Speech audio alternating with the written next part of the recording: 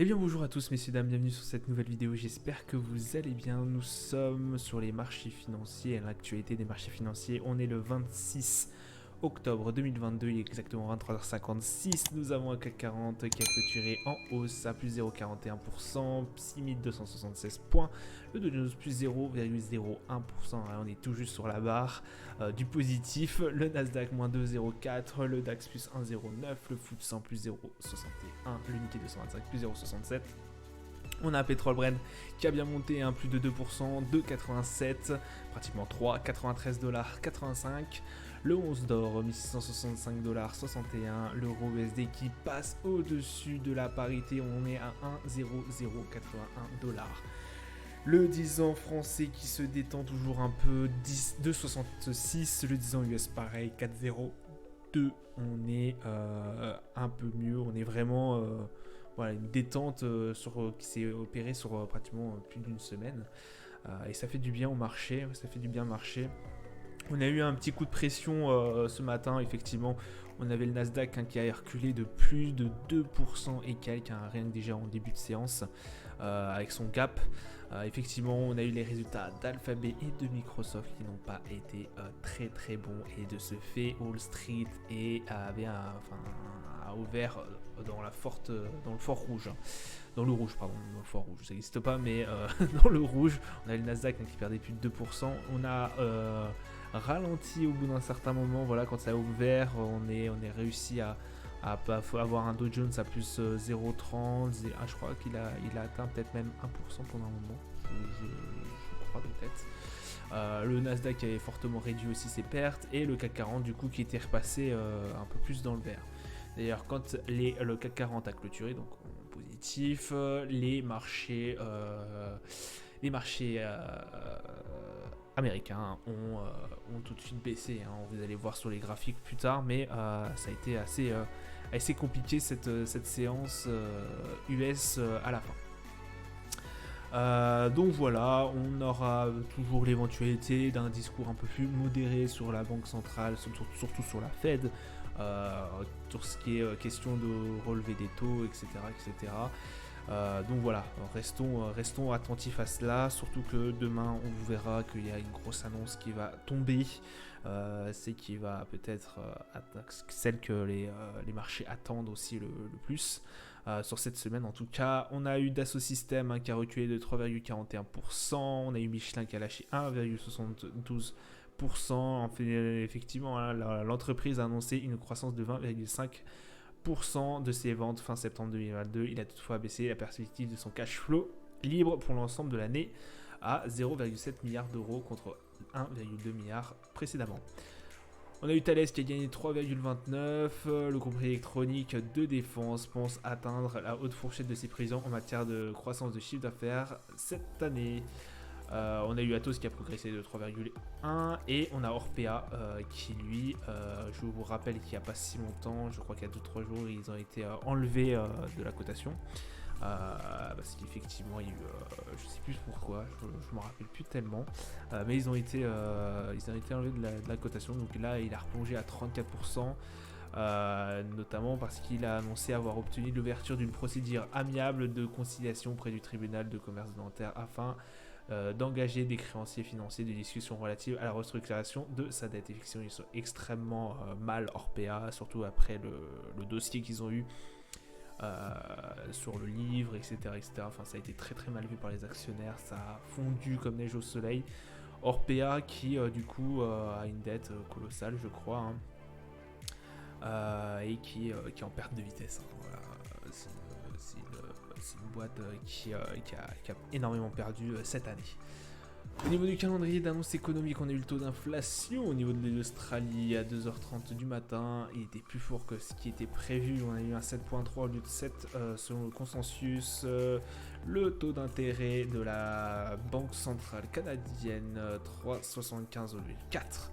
Un taux du coup d'inflation, un taux d'intérêt du coup qui a été moins fort que ce qu'on avait prévu.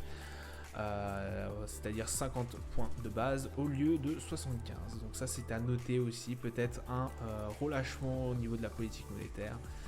Voilà. À prendre en compte, nouvelle vente de maison mieux que ce qu'on espérait au niveau des US à 16 heures. Donc ça a aussi un peu boosté tout ce qui a été dans l'ordre des États-Unis. Je sais que le Dow Jones a assez bien apprécié cette annonce et par la même occasion celle aussi de la décision des taux d'intérêt de la BOC au niveau du Canada. Demain, on a l'indice JFK des consommateurs qui sera intéressant à regarder à 8h et surtout la décision de la BCE sur les taux d'intérêt. On est à 1,25. On pense avoir un relèvement de 75 points de base qui nous arriverait à 2%, ce qui est extrêmement faible. Et oui, j'annonce direct la couleur. Quand vous regardez la différence entre la BCE, la décision des taux d'intérêt, et la décision des taux d'intérêt au niveau de la Banque centrale canadienne, vous voyez qu'il y a un énorme décalage. On est à 3,75, on n'est que à 2%, et pourtant nous avons une guerre sur le dos. Alors ça sera assez attendu par les investisseurs, mais je ne pense pas qu'il va y avoir un desserrement d'aussitôt au niveau européen. On aura les commandes de biens durables mensuelles et le taux de croissance de glissement du PIB au niveau des US, 14h30. Extrêmement aussi attendu. Moins que la BCE, mais ce sera des indicateurs à regarder et à prendre en compte. Au niveau des marchés financiers, alors, qu'est-ce qu'on a eu aujourd'hui? On a eu bien évidemment le Nasdaq. Alors, le Nasdaq, voici ce qu'il a fait en horaire, en H1. Un bâton égale une horaire. On a bien vu que cette bougie-là a cassé le seuil des 11 500 et quelques points que j'avais fixés par le haut. Donc voilà, il a cassé par le haut. C'est effectivement l'ouverture des marchés. Hop, pendant 2 heures à peu près, il a cassé par le haut pour ensuite redescendre très vite après justement la fermeture des marchés européens. Les marchés européens ont clôturé à 17h30 et là ça a commencé à descendre. Ça a dégringolé très vite. Et jusqu'à finir et à clôturer. Donc là on a fait le gap est baissier du coup, pour ceux qui voient, parce qu'effectivement minute 3 le marché a repris. Au niveau du Dow Jones, le Dow Jones a été un peu mieux, mais on voit quand même cette petite descente. On reste extrêmement positif au niveau du Dow Jones, c'est quand même hallucinant. Voilà, on ouvre le marché à peu près ici, je crois. Tac, ça monte pendant les 2 heures. Hop, ça rebaisse à la suite de la fermeture des marchés financiers. Le Nasdaq, je pense, a eu un gap baissier comme ça, pour la simple et bonne raison que je crois qu'on a eu le résultat d'une entreprise qui s'est mal finie. Je crois qu'on a eu une des entreprises qui devait publier, je sais plus si c'est Alphabet ce soir, juste après la fermeture. Je vais checker ça juste après avoir fini cette review.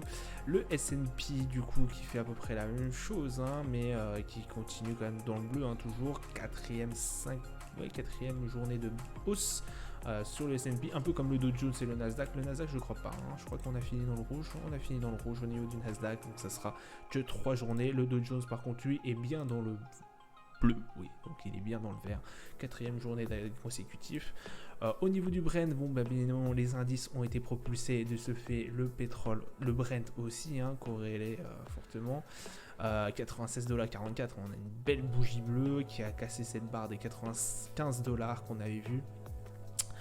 Nous faire de la résistance, on avait travaillé là, ici on l'avait cassé par le bas, là on l'avait cassé par le haut, mais ça a été très vite redescendu. On va voir si on va pouvoir atteindre cette barre des 100$ et quelques qu'on avait travaillé plusieurs fois, mais c'était au mois de août. Au niveau du DAX, le DAX, je vous ai pas mis grand chose, je crois. Ouais, je vous ai pas fait grand chose, je suis désolé. Donc le DAX c'est assez compliqué, je vous avoue, puisque les Allemands, je les sens un peu perplexes, on va dire. D'un côté, il y a des indicateurs qui sont assez bons. De l'autre, on sait qu'ils sont extrêmement dépendants de l'énergie et tout ce qui s'en va. C'est assez compliqué ce qui se passe en Allemagne. Bon, c'est pas pire qu'en Italie ou même en Angleterre, où là, ça commence à devenir catastrophique. Bien qu'ils aient un nouveau ministre, mais voilà. Ça commence à être... c'est assez compliqué. Là on a une bougie rouge qui je pensais allait arrêter ce mouvement haussier en fait sur la barre des 13 000, ça s'est pas fait. On a eu notamment propulsé aussi grâce aux marchés US, voilà, on est quand même resté en hausse. Demain, forcément, avec la BCE, on va pouvoir voir si cette hausse va continuer, mais il est possible aussi par la suite que ça se tarisse. Comme vous voyez sur la bande de Bollinger, alors ça veut plus forcément dire quelque chose, mais on commence vraiment à être excessif. On a un débordement pratiquement qui s'opère. Je vous rappelle que là quand même on avait atteint un point haut, un assez bon point haut qui avait été travaillé ici sur les coups des 13 400 points, hein, voilà. Donc on va commencer à doucement se rapprocher, 12 003, 12 004. On s'y approche à tatillon, mais on s'y approche quand même grandement. Alors après ça serait bien qu'on tape ce point là, mais est-ce qu'on sera assez fort pour ensuite aller chercher tout ce qui est 13 700, 13 800, etc. et continuer et avoir la suite de ce rebond. Je pense que c'est un peu trop tôt pour le dire, mais voilà, c'est envisageable. Après, voilà, on peut toujours repasser en dessous de la barre des 13 000 points, et puis ensuite, l'autre grosse barre serait à 12 006.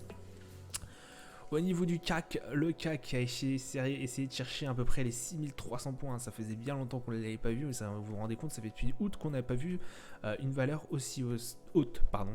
Donc là, ouais, un rebond qui se prolonge. 6300 points, quatrième, pratiquement cinquième journée de hausse. Cinquième journée hausse, on peut l'admettre, mais paisiblement, hein, parce que effectivement, si on prend toute la journée entière, on finit à 6245 pratiquement sur un doji, hein. Et si on prend pas celle-là, effectivement, ça fait que 3 journées de hausse. Donc ça reste, on va dire 5, voilà, on va pas chipoter. On est entre les 6000 et les 6003 qui va nous faire de la résistance, hein. Là on l'a vu. Ça risque d'être une grosse barre. Là on a une mèche, voilà, qui a essayé de taper les 6300 points, ça ne l'a pas fait. Donc 6003 qui va être peut-être assez compliqué à passer. Bon, celui des 6000 on l'a placé largement, normalement on devrait plus passer, en tout cas dans les deux prochaines, que je m'avance plus maintenant. Dans les deux prochaines séances, je doute fortement qu'on repasse en dessous des 6000 points, mais après ça dépendra de la décision de la BCE, bien évidemment. Mais voilà, là on a eu 3 belles séances de hausse, comme d'habitude. Ça reste assez compliqué. On est pareil, hein, on est dans l'accès un peu. On commence à frotter la bande, enfin on a dépassé la bande de Bollinger même. Là, hier en tout cas, aujourd'hui on l'a encore dépassé un peu, mais c'est juste la mèche de la bougie. À voir si ça va se poursuivre par la suite.